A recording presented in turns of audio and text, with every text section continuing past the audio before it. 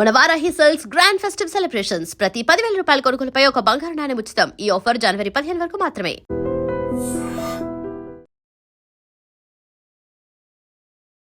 Hi, welcome to my review. ఆది సాయి కుమార్ ఇండస్ట్రీలో top హీరోగా ఎదిగేందుకు అన్ని అవకాశాలు, అన్ని అర్హతలు ఉన్న గత 13 ఏళ్లుగా హిట్ కోసం ఆది సాయి కుమార్ ఎదురు చూస్తూనే ఉన్నాడు. ఈ 13 ఏళ్ల గ్యాప్లో అతను 25 పైగా సినిమాల్లో యాక్ట్ చేశాడు. అయితే ఎక్కడా కూడా అతనికి హిట్ రాలేదు. ఈ నేపథ్యంలోనే శంబాలా మూవీ రిలీజ్ అయింది. ఆ మూవీ చూడడం జరిగింది.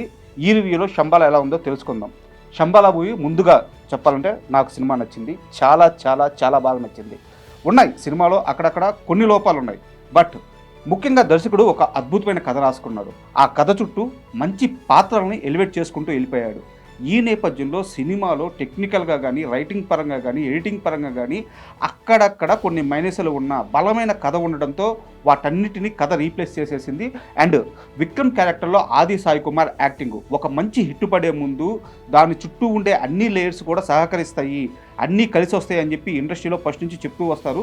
ఈ సినిమా విషయంలో ఆది సాయి కుమార్కి అదే కరెక్ట్ అయింది. ఎందుకంటే అతని యాక్టింగ్ కానీ, డైలాగ్ డెలివరీ కానీ, లుక్స్ కానీ ఎవ్రీథింగ్ ఎలివేట్ అయ్యాడు ఆది సాయి కుమార్. ఇంతకుముందు మనం చూసిన ఆది సాయి కుమార్ వేరు, ఇప్పుడు ఈ శంబాలా మూవీలో ఉన్న ఆది సాయి కుమార్ వేరు.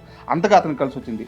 ఇక ముందుగా ఫస్ట్ ఆఫ్ విషయానికి వస్తే ఒక మంచి పాయింట్తో సినిమాని ఓపెన్ చేసిన విధానం, దానికి సాయి కుమార్ గారి వాయిస్ ఓవర్ ఇచ్చిన విధానం అద్భుతంగా మ్యాచ్ అయింది. ఇంకా అక్కడి నుంచి సినిమాలో క్యారెక్టర్స్ని పరిచయం చేసే విధానం, ఒక సింగిల్ సాంగ్తో ఆ ఊర్లో ఉండే శంబాలా ఊర్లో ఉండే అన్ని క్యారెక్టర్స్ని పరిచయం చేసి డైరెక్ట్గా కథలోకి వెళ్ళిపోయిన విధానం చాలా బాగుంది. ఒక ఊరిలో ఒక సమస్య, ఆ సమస్య చుట్టూ సైన్స్ వర్సెస్ శాస్త్రం. ఇక్కడి నుంచి సినిమాని పరుగు పెట్టించిన విధానం చాలా అద్భుతంగా ఉంది. ఊరిలో అనుకోని సంఘటనలు, అనుకోని హత్యలు, ముఖ్యంగా ఆ ఊరి చుట్టూ మూఢనమ్మకాలు, ఇలాంటి ఒక ఊరిలోకి సైంటిస్ట్ విక్రమ్ ప్రవేశం చేస్తాడు. ఇక అక్కడి నుంచి కథ పరుగుపెట్టిన విధానం అద్భుతంగా ఉంటుంది.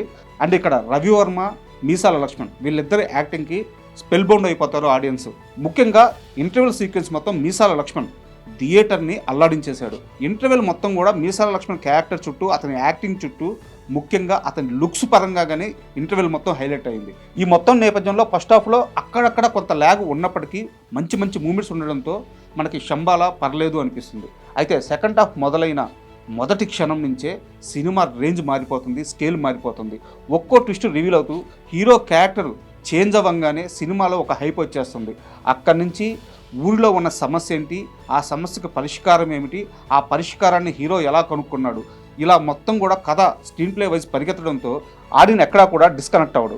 ఇక కథలో కాన్ఫ్లిక్ట్ రివీల్ అయిన తర్వాత ఎలాంటి ఒక క్లైమాక్స్ ఉండబోతుంది అనేది అందరిలో అప్పటికే ఒక ఉత్సాహం మొదలైపోతుంది. అయితే క్లైమాక్స్ రివీల్ అయ్యే ఆ స్పాన్ ఏదైతే ఉందో అక్కడ కాస్త ల్యాగ్ అయింది.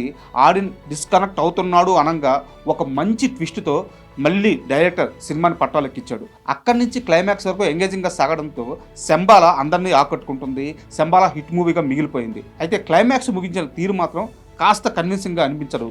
అది ఒకటి కాస్త కన్విన్సింగ్గా అనిపించుంటే శంబాలా రేంజ్ ఈరోజు మరో స్థాయిలో ఉండేది. ఇప్పటికీ హిట్ అయినా కానీ సూపర్ హిట్ తీసుకు వెళ్ళుండేదని చెప్పుకోవచ్చు.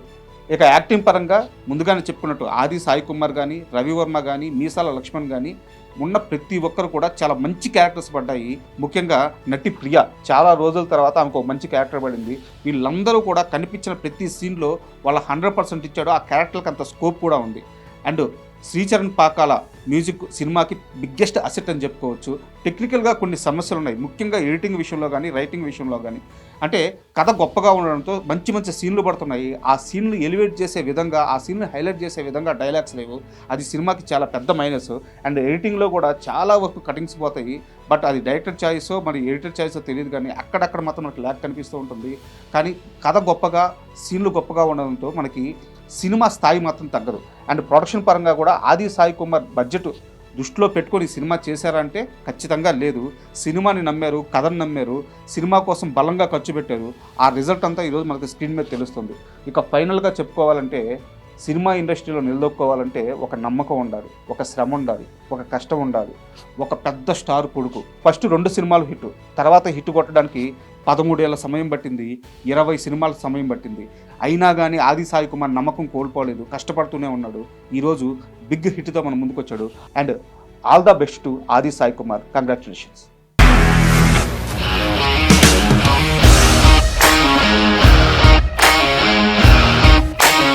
ఇండస్ట్రీలో కమిట్మెంట్ ఇష్యూస్ వస్తే నీకు కూడా వచ్చినట్టు. మార్నింగ్ తీసుకెళ్ళాడంటే కొట్టి పడేస్తాడు.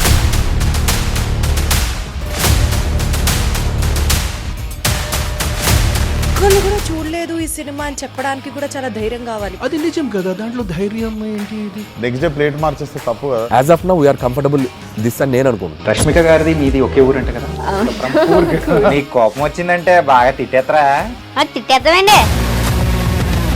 నిజంగా గేమ్ ని ఎలా చేంజ్ చేయగలిగారు? ఏపీఎస్ఎఫ్సి వాళ్ళకి 6 నెలల్లో నేను 6 లక్షలు కట్టా. బిజినెస్ చేయాలనుకుంటే it is as difficult as riding a tiger.